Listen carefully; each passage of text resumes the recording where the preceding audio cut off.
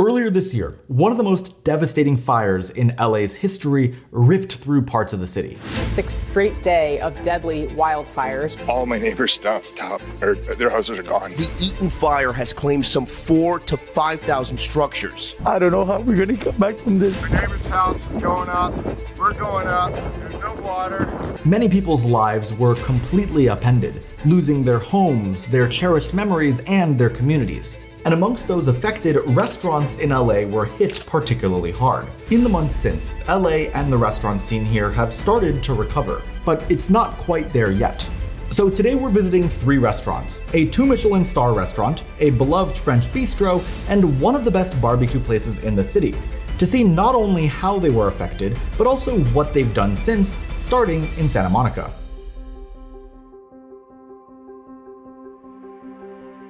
You know, growing up here, there's been fires since I can remember, and people lost houses and things happened. But when these fires broke out in January, it was like nothing I ever saw. It was like so much destruction, and it went so fast. And I don't think really quite knew at the moment it was going on what the damage would be or how bad it would be for the city.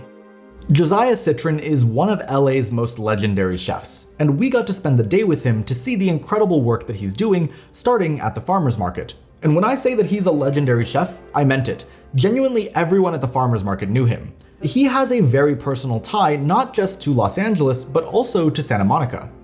So I grew up in Santa Monica. I was born in Los Angeles. I had my first job in Santa Monica cooking.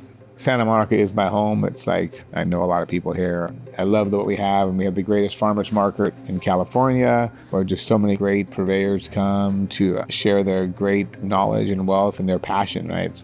It's been really helpful to what we do here at the restaurant to have the partnership with those great producers. He runs many restaurants in the city, and his flagship restaurants are Citron, which has 1 Michelin star, and Melisse, which has 2 Michelin stars. But his take on fine dining is a little bit different from most. And I think the perception was always, oh, Melisse is this fine dining restaurant that's so serious and it's so high end. And then when I wanted to destroy it all and start it over, I was like, well, what does that mean? Like, what is fine dining? Well, it's the finest table. So it's soft, beautiful wood, and obviously the china, the silverware, the glassware, but it could be the music, the artwork. I wanted to make a new fine dining. I mean, a lot of people do this, and I'm the only one, but to me, it was like, it's still a fine dining experience, but it's very related to what I like. I'm kind of a love rock and roll surfer guy, and that's where the music, the turntable came in. I don't know, music always kind of puts you like you're in a movie. To get into the restaurant, you need to press a doorbell, and when you enter, it really feels like you're in someone's apartment. It's a tiny room with just 5 tables, so it's super intimate, but it's incredibly impressive what they're able to achieve with this small space. You start with a series of small bites. The cooking is sharp, the dishes are precise, and it's classic in some ways but unique in others. If you love a beautiful tartlet or A5 Wagyu beef served in a potato chip mini taco, this is the place for you. But then the official starting course comes out, and it's a little bit surprising. The artichoke soup, it's beautiful artichoke season right now, spring, and we're serving it with some cardoons that are kind of like an artichoke flavor and the same thistle family. And that's paired with a beautiful olive oil from Casa Big Mag in Portugal. And it's the best olive oil I've ever tasted, and I'm so excited to get it. I just think it's a really exciting dish. And the flavors are something that you know, but it's really exciting. The olive oil just takes it to another level. This dish started off having 2 things going against it. I'm not a huge fan of artichokes, and I'm not a huge fan of soup, but this might have convinced me on both of these things. It's such a beautiful warming soup, perfect for a sort of cold night, and the artichoke, really, really tender. It's like a warm hug. Yum. But even a place of Melisse's caliber found themselves struggling in the aftermath of the fires.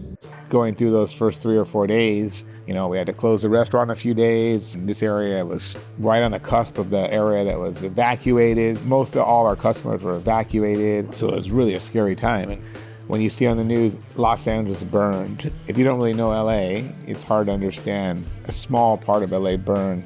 And again, another small area burned. Super, like a lot of history there in both of the cities, but the whole other rest of the city's fine. It's really bad and it's horrible, but it's not the whole city. But I think the feeling out there, the perception is that the city burned down. It's been an incredibly tough time for the restaurants, but the quality and the passion and the craft has only continued to get better, and there's no better example of that than with this next dish. We do the duck with a Rouennais sauce, and right now we're serving it with some scarlet beets, Dayton coffee puree, those chanterelle mushrooms that we get from a local forager who goes between Malibu and Santa Barbara to get the chanterelles that definitely have a little smokiness to them these days. We make the sauce out of the Rouennais press, so we crush the bones and get all the blood and juices out of the bones, and we thicken the sauce with it to get that chocolatey, velvety sauce that's so delicious. My favorite part of the whole dish is the Japanese milk bread that's stuffed with the duck confit marmalade with the sour cherry. Great flavor, delicious. And you take that and just sop up the rest of the sauce. Duck is my favorite protein, just hands down. With a presentation like this, you can't really go wrong, can you? Oh, this might be like the French version of a mole, because it really does have that sort of like deep, rich flavor that pairs surprisingly really well with that duck. The duck, by the way, glorious. Skin, really nice and crispy. The meat has a nice chew to it. I am full, so I'm glad that I didn't get more duck, but I kind of wish I had a few more pieces of duck. And as we headed into desserts, I was taken aback by how simple yet effective these desserts were. Our desserts kick off in a fun little style with 3 little bites. I think if you get one really heavy dessert after those mains, it wouldn't necessarily sit right, so 3 little desserts is kind of the way to go. We have warm, room temp, and then frozen, so we're going to start with warm, and it is a beautiful little chocolate tart. Holy, pardon my language. Here's a secret. I don't normally like super decadent things, but that is just so gooey, rich, but the sea salt cuts through nicely on top, and it's warm, like a warm chocolate tart. Next we have room temp with our meringue. Polar opposite. The first one, decadent, rich. Second one, light, fruity, airy. They sure do know how to balance these 3 desserts. And now it's time for frozen. And that's a great finish. Mochi is one of my favorite textures of all time, and getting a little mochi ice cream there, unexpected, given that the rest of the meal has been sort of like French leaning, but a nice little surprise for sure. Melisse is a super special restaurant because it takes fine dining and makes it cozy and fun. For me, it's just about keeping the restaurants at a high level of operating. We don't want to be elitist at this restaurant. We want it to be comfortable and welcoming, but still high quality, and let you feel that you're treated like kings and queens. Now you're probably wondering why I'm making this video. I think that restaurants are a foundational cornerstone of their communities, and the fact that already hard to run businesses are struggling hits a personal note for me, because many of my friends are chefs and work in the food industry. Yes, LA went through a disaster, but this video is more about the incredible resilience of the city. So for the next place we checked out, we met with a chef who is deeply and directly impacted by the fires.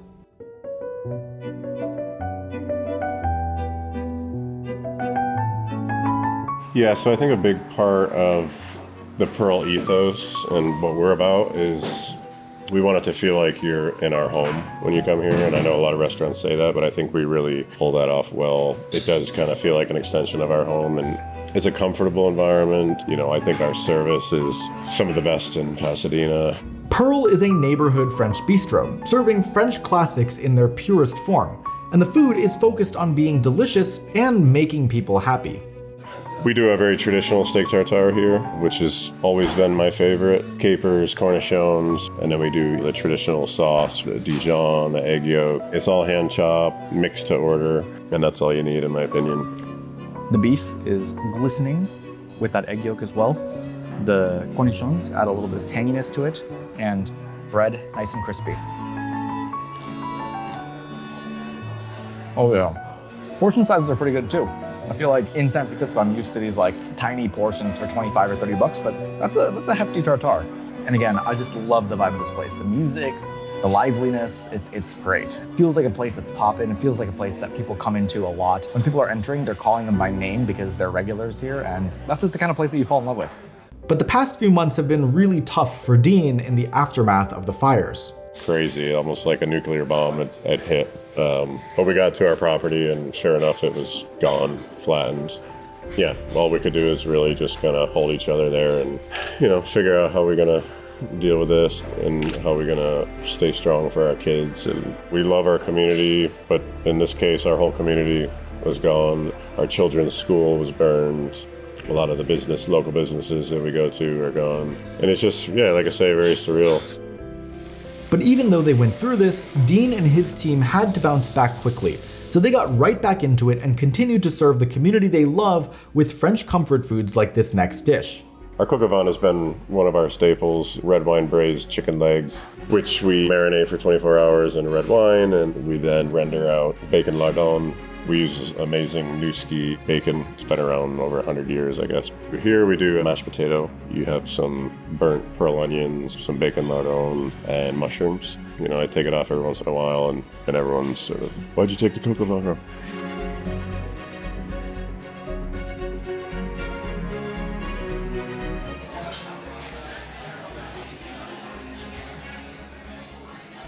Wow. I am quite literally having that Anton Ego moment in Ratatouille where it like flashes back to his childhood. This feels like just a nostalgic dish that your mother would make you on a cold day. Oh, I can't even help but smile because this is just such a warming, cozy dish. It really matches the vibe of this place, which feels really nice, inviting. You feel like you're at home.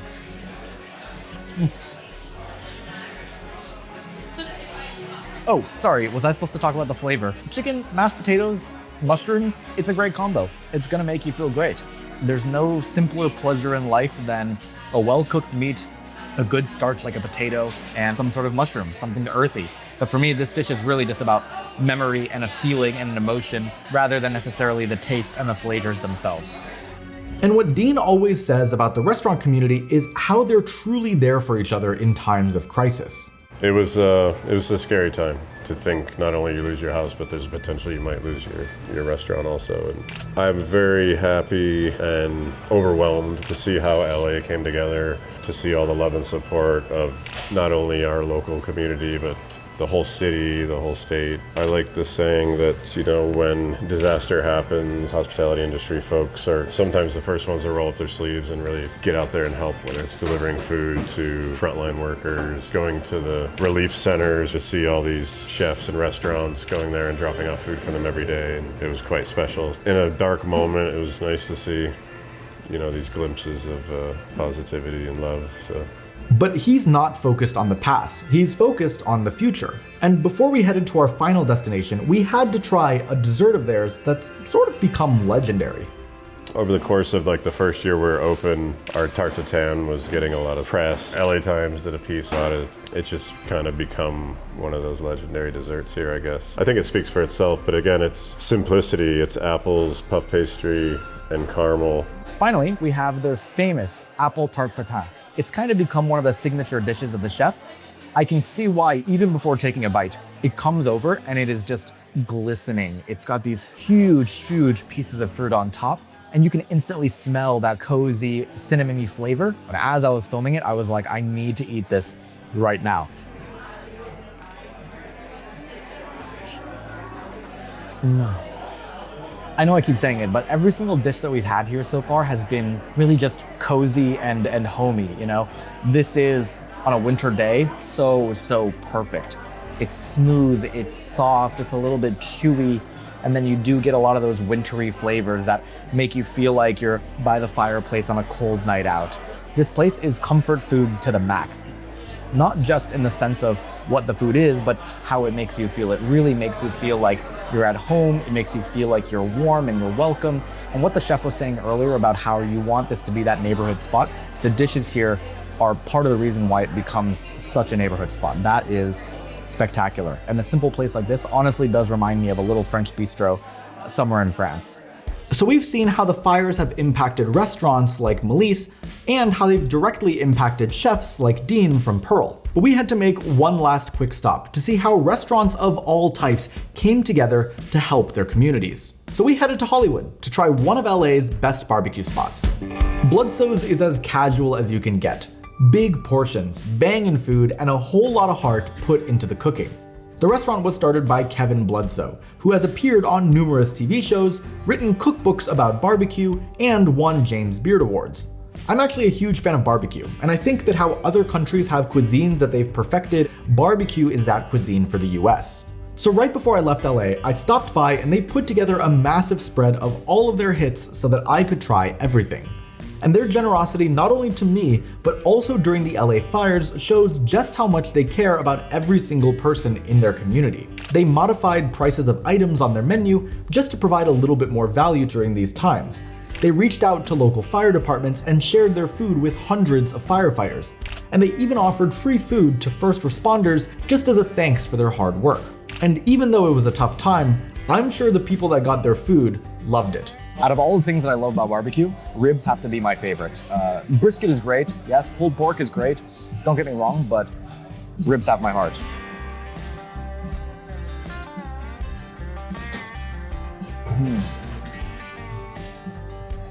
Oh yeah. I like my ribs to have a little bit of chew to them. And this one is really juicy on the inside, but it does have that little bit of chew. And these ones hit the mark.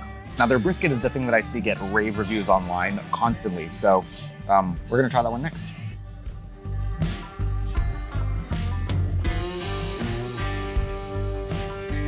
I mean, it just falls apart. I mean, honestly, it's so soft that you don't even need to bite it. You can just let it melt in your mouth and then just swallow it. That's how tender and juicy and beautiful it is. By the way, side note, their barbecue sauce is banging. I feel like normally barbecue sauce is just purely sweet, but they have a hot barbecue sauce that also brings a little bit of spice, which I love. Gotta try that mac and cheese as well. Super creamy, a little bit of crunch on top. Mwah. I don't think I've ever seen a cut like this. These are tiny. These might be the ends of the ribs. I'm not entirely sure. That one has a bit more of that chewiness, that crispiness from the bark on top. This food is so good. I know that we've had some French food, we've had some tasting menus, but to end on a local casual spot that is so beloved by the whole community here, amazing. So my message to all of you is to go to LA, support the restaurants that are there, because they've done so much and are eager to provide incredible hospitality. Whether it's 2 Michelin star restaurants, your casual French bistros, or an incredible barbecue restaurant, LA has some of the best food in the entire world. And I think Chef Josiah says it best. It's still the great city it was, and everything you need is here. It's not like you're gonna come and see burnt down buildings in the middle of the city and destruction, because definitely bad would happen, but the city is ready to receive you and take great care and create a great experience, a great vacation, business meetings, events, whatever it is. Like, we need it here in the city. We need it to keep moving on and thriving.